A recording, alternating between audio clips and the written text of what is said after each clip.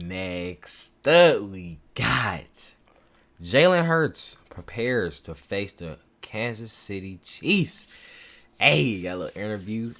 Since the Super Bowl about to come up in any minute now, so content's kind of dry. You feel me? Not really that much NFL content being put out.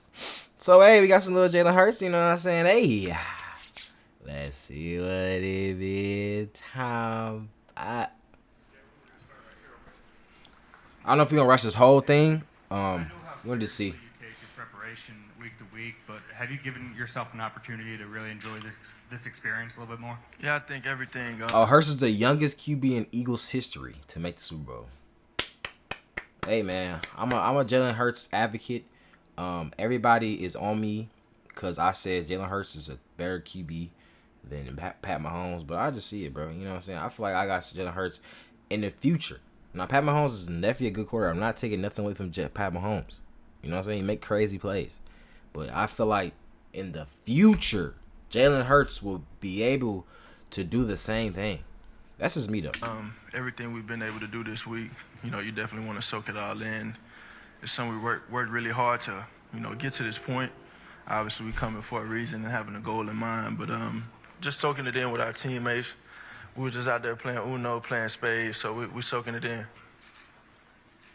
Hey, Jalen. Over here, to your right. Here, Jalen. There you go. Hey, obviously you took care of the football really well this year, just 6 interceptions, but obviously took your shots downfield as well. How did you manage that balance to have the trust in AJ, Devontae, the rest of the playmakers, while also taking care of the football? Yeah, I think the important thing is to always fall back on your work, fall back on your preparation. I was telling AJ today, I said it's no different than us being at FAU, getting our work in there in the off season. So, you really want to lie on your preparation, and I think, we prepared really well all off season, had really good time with each other, got on the same page with the coaches in terms of how we wanted this offense to look, how we want this team to look, and we just tried to carry that to the season. So I don't think anything is going to change in terms of our plan and going into the game. Over here, Jalen. Second row. Dave Naylor from TSN in Toronto. Can you tell us a little bit about just the sense of satisfaction you have being here this week, given the things you went through in your college career, not being a first-round pick and starting your career out in a number 2 role? Yeah, I don't think I've just willingly reflected on everything this far, so I won't start now. I think we worked really hard to get to this point, so definitely a blessing to be here. So I feel like too, that's another thing too, is like when you going through certain things, it's like, or like let's just say like an uptick in your life. So say like your life been kind of like mellow, it's kind of not been anything too bad, but ain't been anything too good going on in your life, and then something does go good in your life, like really really good, and it's like kind of like you think like, oh, I'm lucky, like I got some good luck this year, or you know what I mean. I feel like in those moments, or like just say for like him right now, in these moments now, it's kind of like don't sit there and like, because life is about balance. So like don't sit there and just be like, oh yeah, I didn't did it, or I didn't basically get like what's the word, content with your life. Like kind of just what's happening. You're in the Super Bowl. This is good things going on in your life right now. You're the youngest quarterback in the league. All these things, but you're not letting it take over your mindset and what you got going on. You know what I'm saying? Honestly, just if anything is like going good in your life, just keep riding out. Just keep riding it. Don't think too much about it. You know what I'm saying? You know what you got to do. Keep doing those things. Just keep focusing on what you got to do, and life will just play out the way it's going to play out. You know what I mean? Don't sit there and try to, oh my God, I'm here. Oh my, because that's how you start overthinking, and now you getting anxiety. Now you scared of the Super Bowl, and because you don't want to. I'm my youngest quarterback. I don't want to mess up, and that's how all that stuff start. You know what I'm saying? But so if you just focus on, oh yeah, I'm at the Super Bowl. You know what I mean? It's just off season. We got 2 weeks to practice. That's even better. We got 2 weeks to practice. Oh my God, we about to practice. We about to be better than the Chiefs. We about to be better than the Chiefs. You know what I'm saying? Instead of like, just getting content and just getting, even with, that's not even just with football, but like life as well. Like, you know what I'm saying? Hey, Just Jalen. stick to your rules, stick what you know, and keep going. Sammy from Paris. Nice to see you. I have Paris. a question. You should come down. I got PSG tickets for you. Okay. Okay. If Bro sound everything goes well like he flirted with her. Beep. Sunday, you get the trophy. What are your top 2 places you'd like to take the trophy? And is Paris one of those? I really haven't thought about it. You just put it on my radar now, so that might be a destination at some point. But like I said, man, we worked really hard, and to even have this opportunity in front of us is a huge blessing. And I think it's only a testament to the work we put in as a team, every man on this team. So we'll see what happens. Yeah, Jalen. And then another thing too, going back to the thing, is also like just like with the questions asked him, you saying, "Oh yeah, I'm gonna win it." Like, you remember, life is about balance. So don't try to just be overly cocky. Now you being, "Oh yeah, I'm gonna win this Super Bowl. Oh yeah, I'm the youngest quarterback in the league. Oh yeah," you know what I'm saying? Now you cocky. Now that's how you, and that's, bro, single handedly, that literally happened to me, bro. Single handedly. You know what I'm saying? It was something that was going good in my life. I started getting a little bit, you know what I mean, too ahead of myself.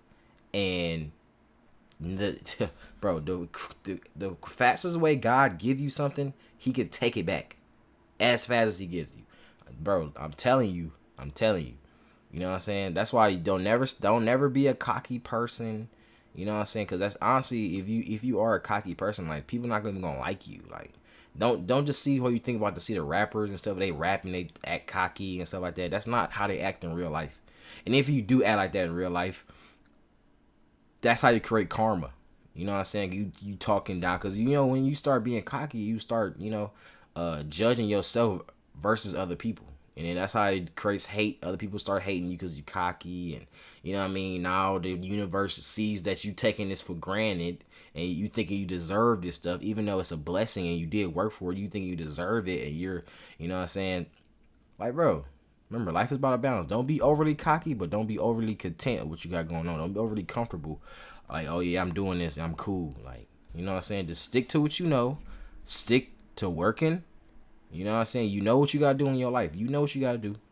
Don't sit there and tell me you don't know. You know what you gotta do. You know what's right from wrong. You know. You know what I'm saying? So The Orlando Ledbetter, the Atlanta Journal-Constitution.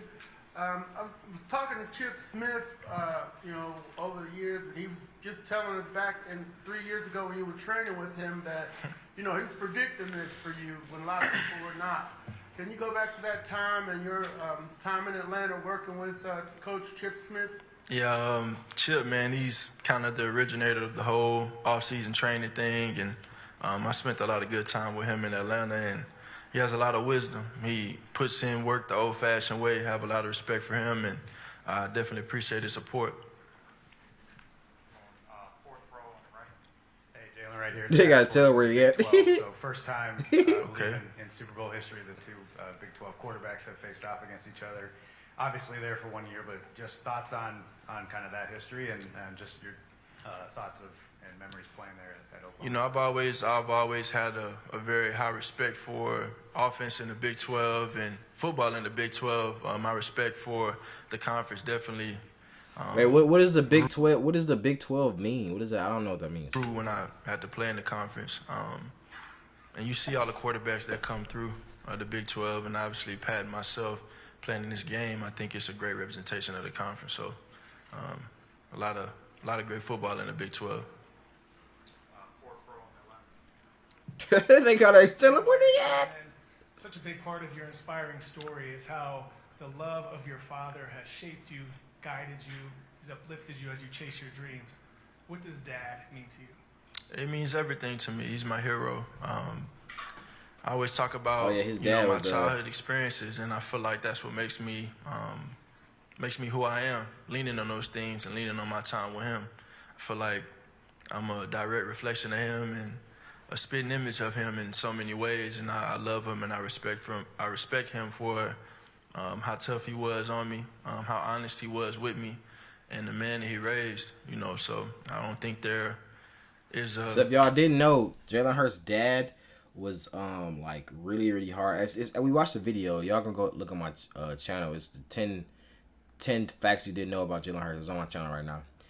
So Jalen Hurts' dad was like really on him. He was a coach's son, for number one. So he plays a coach's son. But just because you the coach's son, people would think that, oh, your dad won't be as mean to you or whatever. But it was a complete opposite.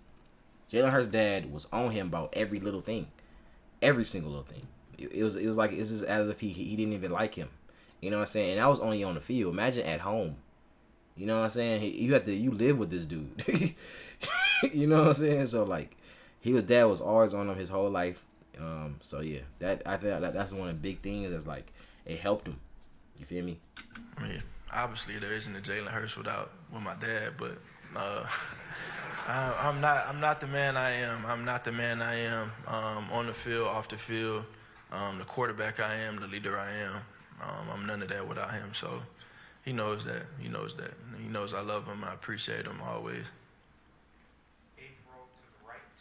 Jalen right here. 8th row? Dang. Justin Walters with Pix 11 News. A few of your teammates have described you as Socrates many times, and I've heard you obviously seeing them repeat your favorite quotes. I'm wondering if there's a favorite Bible scripture or even a quote you've used this week to rely on for the big game.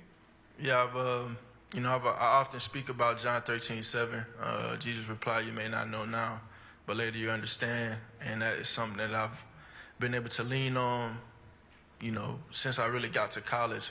Something that resonated with me and something that stuck with me. And I feel like it applies to all of us. We all go through moments of unclarity and we don't know what's what, but it'll always be okay in the end.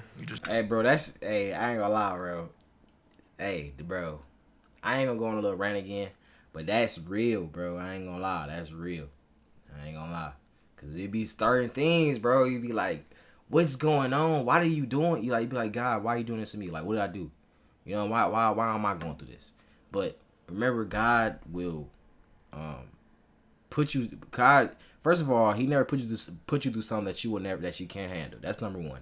Then number two is God always got you in the end, bro. You know what I'm saying? And so you will look back and it's only like help you anyways. Even if you don't know what's going on, you should always try to think. You should always try to think back to all your previous mistakes or whatever like that, and think back to how you can improve yourself. You know what I'm saying? And one day you'll look up like, dang, me, if I never had lost that, then I would never gain this. So I'm actually glad I lost that thing, and I'm actually glad that I learned from that mistake, because now I can apply the mistakes I used there to this situation, and this situation can get me to a bigger part in my life. So just like that, it's like you would think, and this, we going through that little situation, you would think like, oh, my life is over, I don't know what to do, you know what I'm saying? But you look back like, dang, I ain't gonna lie, God, I'm glad God did that for me. Just have to have faith in that, so that's one that's very important to me.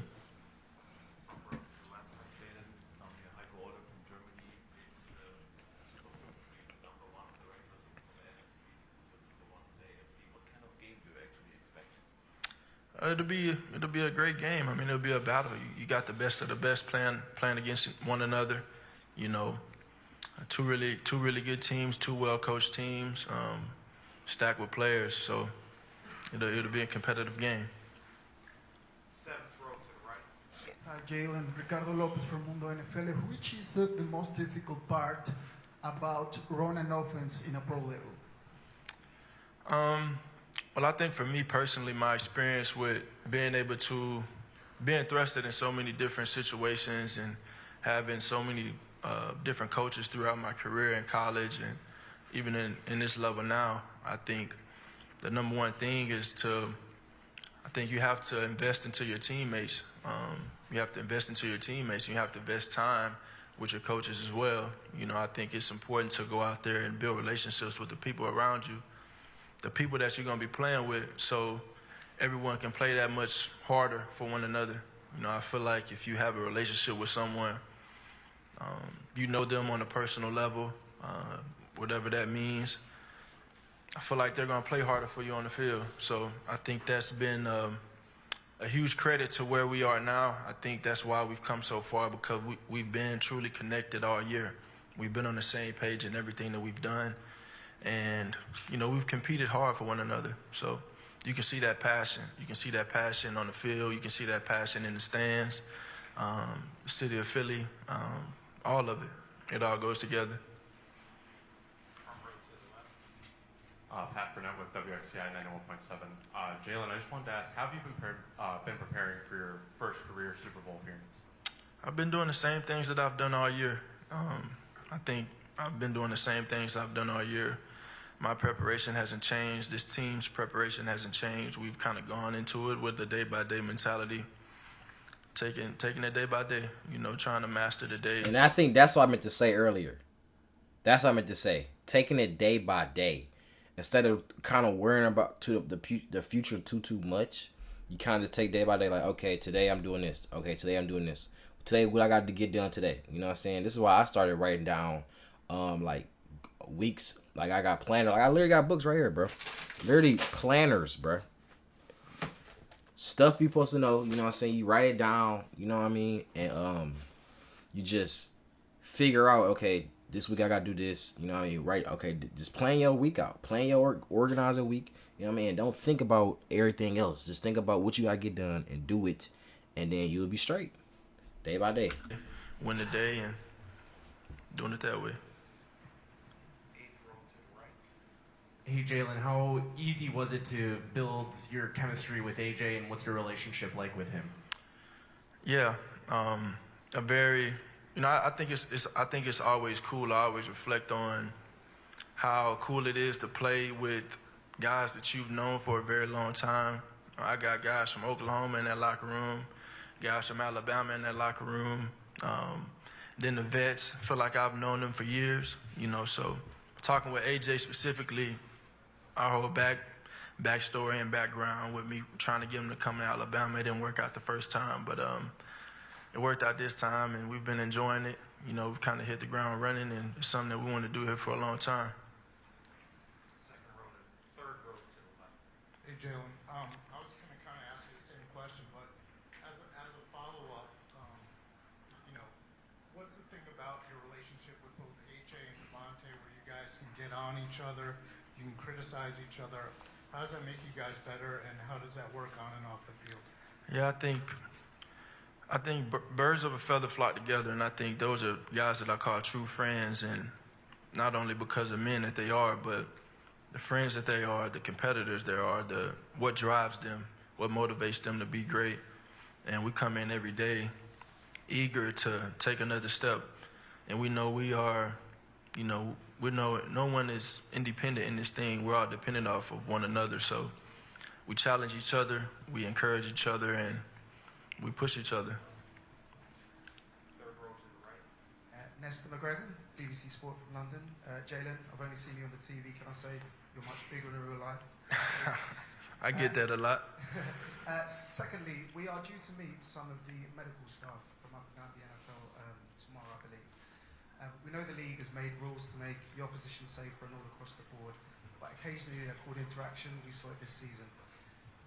What would you say to them, for the work they do, and how safe do you feel knowing you're in the hands of the very best if anything does happen on that field? Yeah, I think there's been, just reflect on how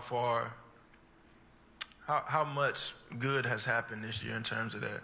I think you could talk about all the different improvements that you can make, but to have the security and that safety, I think it's very important to all of us. So we appreciate it. I appreciate it. Second more. Over here to the left. Jalen, Jose Villalba from Multimedios in Millennium, Mexico. Talk about your process of building your character throughout the years since high school, college, pros. You have been coached by some great men, Nick Saban, Lincoln Riley, Doug Peterson, now Nick Sirianni. Great minds. That's helped you to put you together to get to this point to be here in the Super Bowl. Yes. I call them formative experiences. I call all of those things that I've been able to go through. Every person that has had a hand on my growth, my development, been a part of this process. I'm only 24 too, so it's kind of just beginning, but I give a lot of credit to all of that. I always go back and say I wouldn't change anything. And a lot of that started from my father. It all started with my father. My experiences as a coach's kid, being on the sideline, being a ball boy. Some of the best times of my life, a lot of my character, a lot of what I believe in, how I am as a leader, how I try to influence and impact the people around me, it comes from those Texas Friday Night Lights. You know, it comes from those experiences and just the upbringing. So. All right. Oh no, is this the last question? All right, bet. Sense of pride, if that's what it is, by all the history you're making for the culture, not just being a starting black quarterback in the Super Bowl, but also with your agent Nicole being part of the Divine Nine.